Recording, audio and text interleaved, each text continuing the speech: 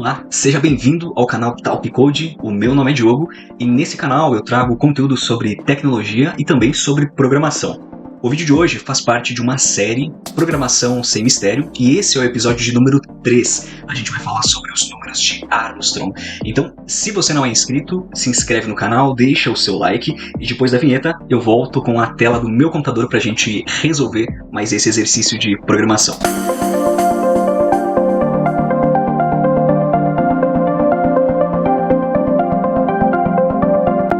Vamos falar então sobre os números de Armstrong. O conceito aqui é bem simples, tá? Nós vamos pegar um número, vamos contar quantos dígitos que ele tem, e esse número de dígitos, nós vamos pegar cada um dos dígitos e elevarmos ao exponente que ele tem. Vou dar um exemplo, tá?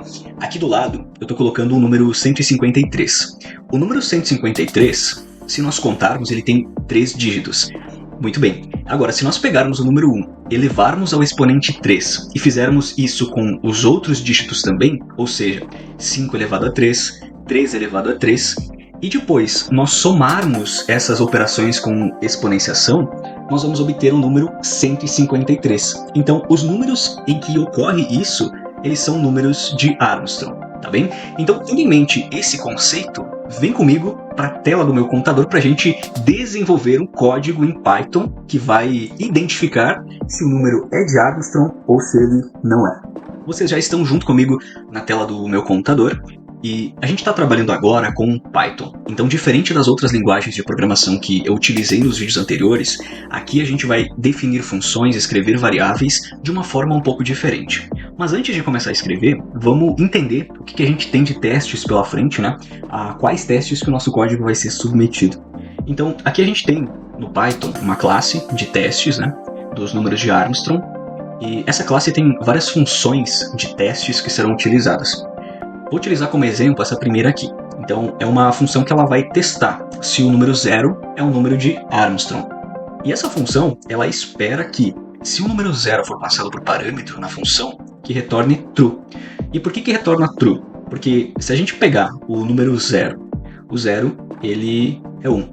Se nós pegarmos o 0 e elevar ao exponente 1, a gente vai obter 0. Portanto, 0 sim, ele é um número de Armstrong.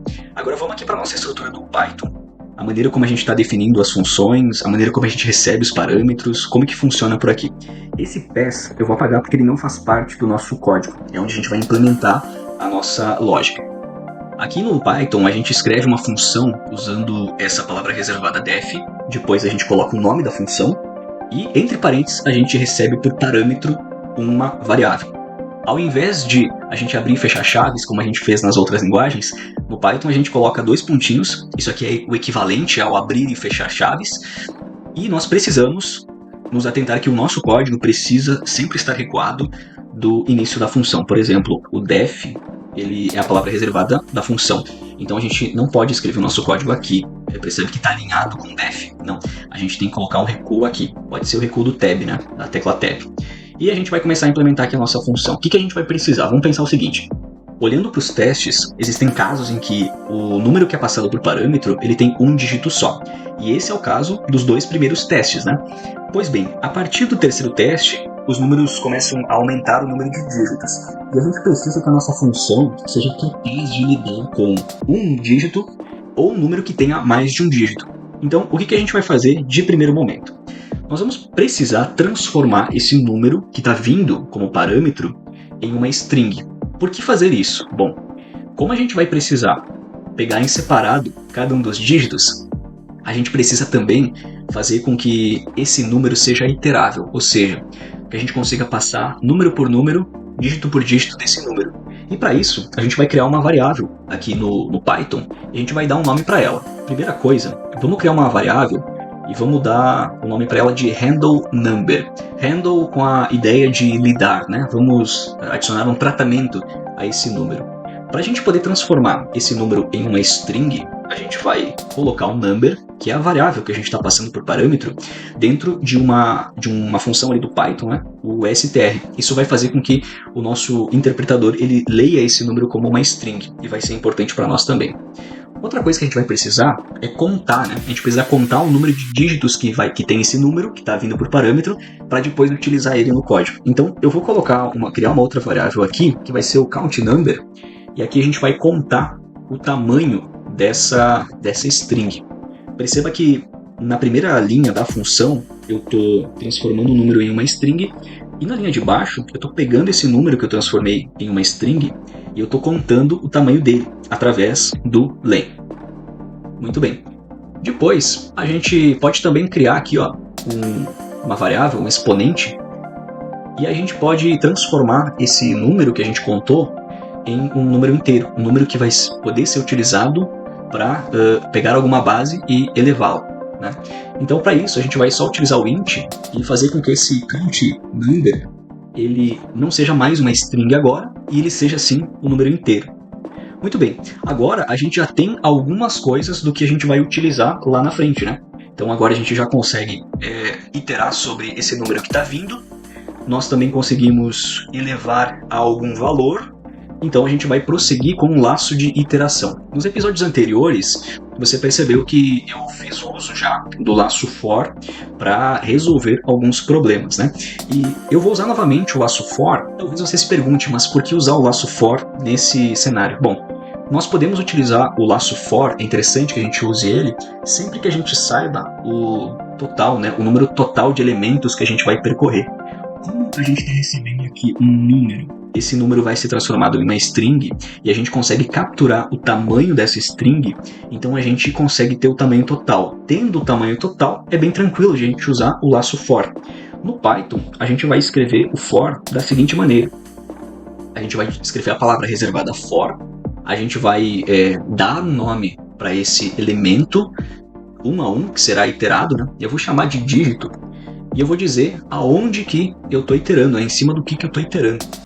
A gente vai estar iterando em cima de handle number. Feito isso, a gente vai dar 2 pontinhos, e aqui dentro a gente vai precisar de uma variável. Porque veja bem, nós vamos precisar lá no final ter um número total. A gente vai pegar dígito por dígito, elevar o dígito ao exponente, o valor desse exponente é a quantidade de dígitos desse número, e a gente vai precisar somar sempre para dentro de uma variável, porque depois a gente precisa analisar se essa variável que contém a soma, ela é idêntica ao número que a gente recebeu de parâmetro, tá bem?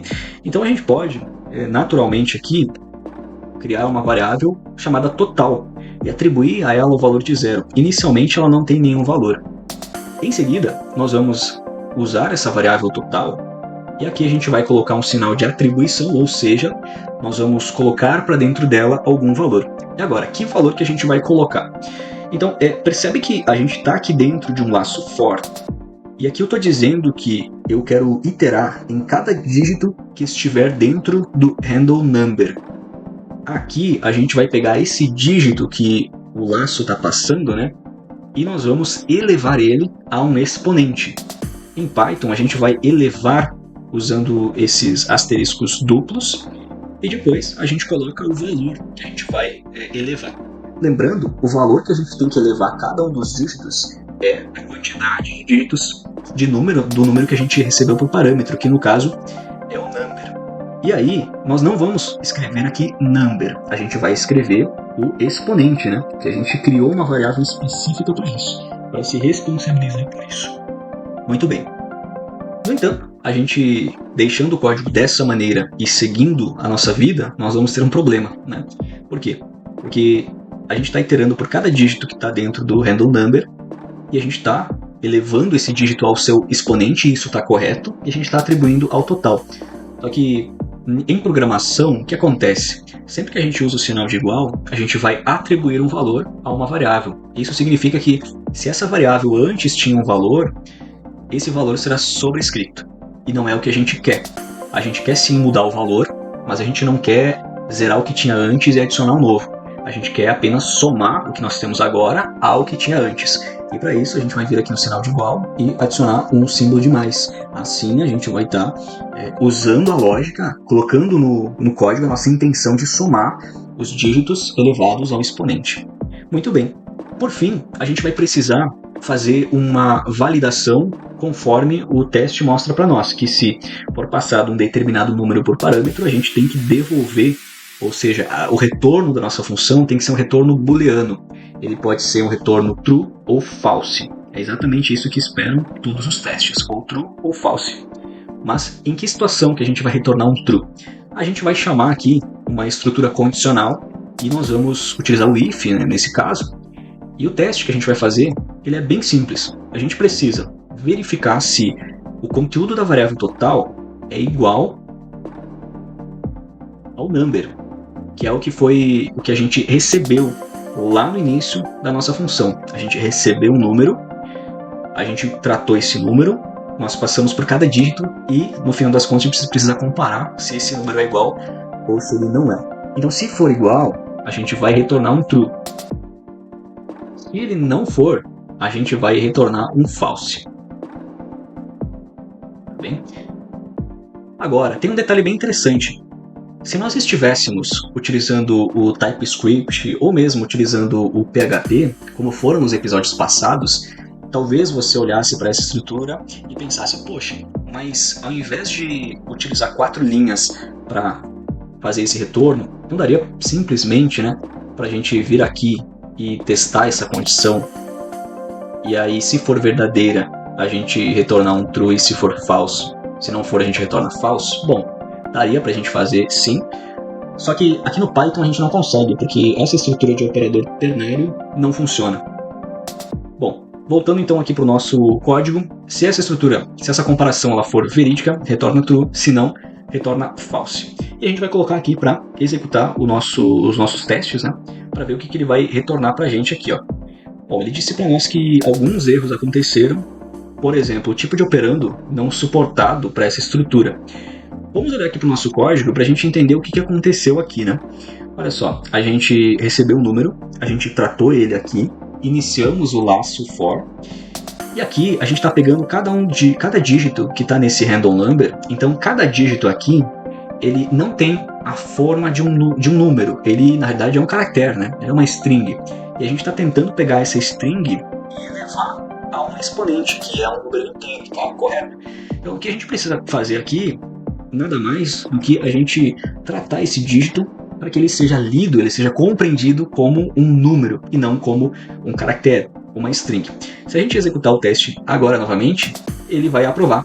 Olha só, parece que você resolveu o exercício muito bem. Então nós resolvemos esse exercício por aqui. O grande problema aqui era a questão da base, que estava uma string e não um formato de número, né? O nosso código, então, ele reconhece quando um número é de Armstrong ou quando não é. Eu espero que você tenha gostado desse vídeo. Se você não é inscrito no canal, se inscreve, deixa o seu like também. E a gente se vê no próximo vídeo, no próximo episódio, com mais uma solução de programação. Fique bem e a gente se vê.